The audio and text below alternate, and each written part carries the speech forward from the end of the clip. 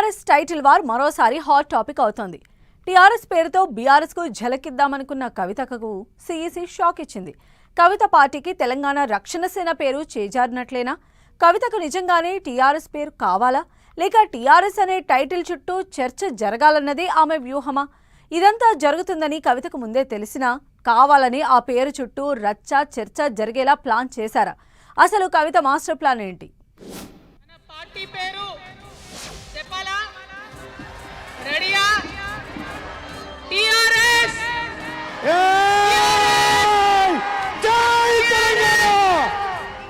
TRS title పై కవిత multiple plans వేశారా? తన పార్టీకి టిఆర్ఎస్ పేరు దక్కదని కవితకు ముందే తెలుసా? లీగల్ ఫైట్ కు రెడీ అని చెప్పడం వెనుక కూడా ప్లాన్ ఉందా? కవిత ఆల్రెడీ సీఈసీకి 5 ప్రత్యామ్నాయ పేర్లను ఇచ్చిందా? టీఆర్ఎస్ బ్రాండ్ పై చర్చ జరగాలన్నదే కవిత వ్యూహమా? కొత్త పార్టీతో తెలంగాణ రాజకీయాల్లో కొత్త అధ్యాయానికి తెరతీసిన ఎమ్మెల్సీ కల్వకుంట్ల కవిత పార్టీ పేరు విషయంలో మాత్రం పెద్ద రాజకీయ చర్చకు తెరలేపారు. బహిరంగ సభలో ఎంతో ఆత్మవిశ్వాసంగా తెలంగాణ రాష్ట్ర సేన అంటే టీఆర్ఎస్ అని ప్రకటించారు. ఆ తర్వాత తెలంగాణ రక్షణ సేన అంటూ డైలమా నడిచింది.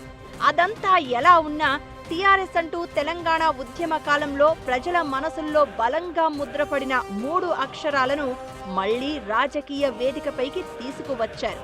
అయితే కవిత పార్టీ పేరు టీఆర్ఎస్ పై ఈసీకి పెద్ద ఎత్తున అభ్యంతరాలు చేరాయి. ఏకంగా 600 నుంచి 700 వరకు ఫిర్యాదులు వెళ్లాయట ఈసీకి. వాటిలో ఎక్కువగా బీఆర్ఎస్ నేతలు కార్యకర్తల నుంచే వెళ్లినట్లు ప్రచారం జరుగుతోంది. టీఆర్ఎస్ పేరుతో మరో పార్టీ వస్తే ప్రజల్లో గందరగోళం ఏర్పడుతుందని బీఆర్ఎస్ శ్రేణులు అభ్యంతరం వ్యక్తం చేస్తున్నాయి.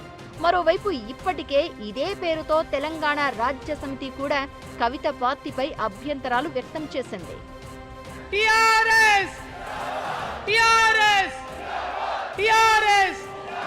జై తెలంగాణ.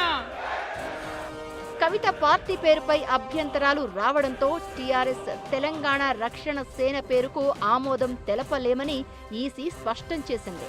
అంతేకాదు 15 రోజుల్లోగా 3 ప్రత్యామ్నాయ పేర్లను సమర్పించాలని ఆదేశించింది. ఆ పేర్లను పరిశీలించిన తర్వాతే తుది నిర్ణయం తీసుకుంటామని తెలిపింది ఈసీ. దీంతో తెలంగాణ రాజకీయాల్లో టీఆర్ఎస్ పేరుపై హక్కు ఎవరిది అనే చర్చ మరోసారి తెరపైకి వచ్చింది. అయితే ఇక్కడే అసలు రాజకీయ ఆసక్తి మొదలవుతోంది. ఇన్ని అభ్యంతరాలు వస్తాయని, టీఆర్ఎస్ పేరును ఈసీ ఆమోదించే అవకాశం ఉండదని కవితకు ముందే తెలుసా అనే డౌట్స్ వ్యక్తమవుతున్నాయి. ఎందుకంటే బహిరంగంగా ఒక్క టీఆర్ఎస్ పేరునే ప్రకటించిన కవిత ఎన్నికల సంఘానికి మాత్రం ముందుగానే పలు ప్రత్యామ్నాయ పేర్లను కూడా సమర్పించారు. తెలంగాణ రక్షణ సేన, తెలంగాణ జాగృతి, తెలంగాణ ప్రజా జాగృతి, తెలంగాణ రాష్ట్ర జాగృతి, తెలంగాణ ప్రజాశక్తి వంటి పేర్లను కూడా ఈసీ పరిశీలన కోసం ఇచ్చారు. అంటే టీఆర్ఎస్ పేరు రాకపోయినా వెంటనే మరో పేరుతో పార్టీని ముందుకు తీసుకెళ్లేలా ప్లాన్ బి సిద్ధంగా ఉంచుకున్నారనే చర్చ జరుగుతోంది.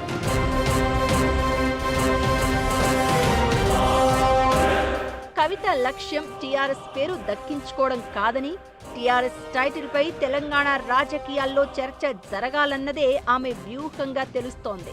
తెలంగాణ ఉద్యమానికి ప్రతీకగా నిలిచిన టీఆర్ఎస్ బ్రాండ్ను మరోసారి ప్రజల ముందుకు తీసుకురావడంలో కవిత సక్సెస్ అయ్యారనే టాక్ వినిపిస్తోంది. టీఆర్ఎస్ పేరు దక్కినా దక్కకపోయినా స్టేట్ పాలిటిక్స్ లో ప్రజల్లో టీఆర్ఎస్ టైటిల్ పై డిస్కషన్ జరిగితే రాజకీయంగా తనకు ప్లస్ పాయింట్ అవుతుందని లెక్కలు వేసుకున్నారట. ఈ క్రమంలోనే వ్యూహాత్మకంగా టీఆర్ఎస్ అని వచ్చేలా పార్టీ పేరును ప్రకటించారని అంటున్నారు. ఇప్పుడు ఈసీ పంపిన లెటర్ పై రియాక్ట్ అవుతూ న్యాయ పోరాటానికి రెడీ అని లీకులు ఇవ్వడం కూడా ఓ స్ట్రాటజీనే అనే గుసగుసలు వినిపిస్తున్నాయి. అయితే రాజకీయంగా తనకంటూ ఓ సొంత ఇమేజ్ క్రియేట్ చేసుకోవాలనుకున్న కవితకు ఈసీ పెట్టిన రూల్ కాస్త ఇబ్బందిగానే మారింది. కోర్టు మెట్లెక్కి టీఆర్ఎస్ పేరు కోసం లీగల్ గా ఫైట్ చేయడం కూడా డిస్కషన్ పాయింట్ అవుతుందనేది కవిత తాజా వ్యూహంగా కనిపిస్తోంది.